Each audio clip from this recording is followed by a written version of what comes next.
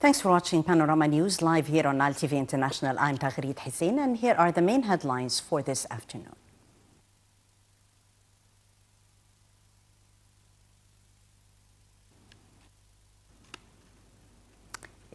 In a Portuguese summit held in Lisbon.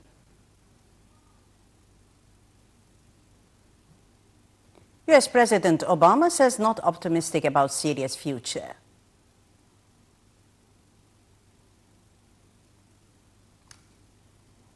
And clashes erupt in Yemen as the ceasefire nears an end.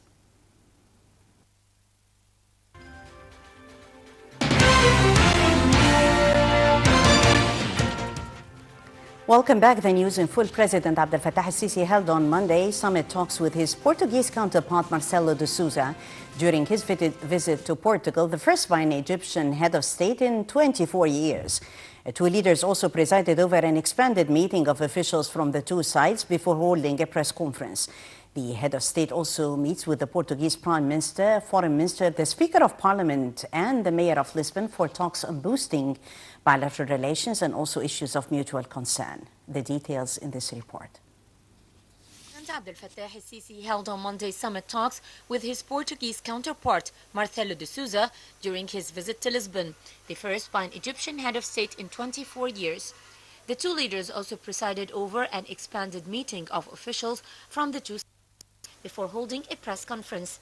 The head of state is also set to meet with the Portuguese Prime Minister, Foreign Minister, Speaker of Parliament and Mayor of Lisbon for talks on boosting bilateral relations and issues of mutual concern. The president will also attend meetings with Portuguese businessmen on boosting investment in Egypt. Several Portuguese companies have shown interest in taking advantage of investment opportunities available in the Egyptian market, especially after the latest economic measures adopted in the country, mainly the liberalization of the local currency's exchange rate. Earlier, ahead of his visit to Portugal, President al-Sisi gave an interview to the Portuguese news agency, where in the interview, the president touched on many issues, including Egyptian-Portuguese relations, as well as the situation in the Middle East and efforts to combat terrorism. Details.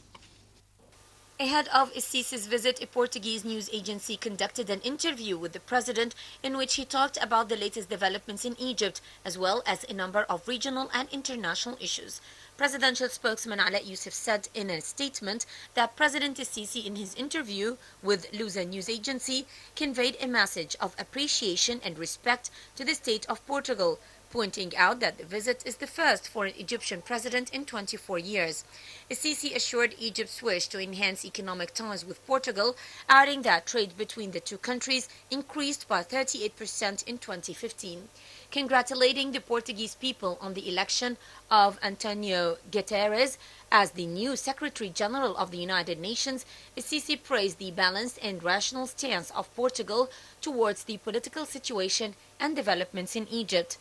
During the interview, al-Sisi said that Egypt represents a role model on religious tolerance and mutual existence, and conveyed his administration's keenness to endorse the principles of human rights and equality.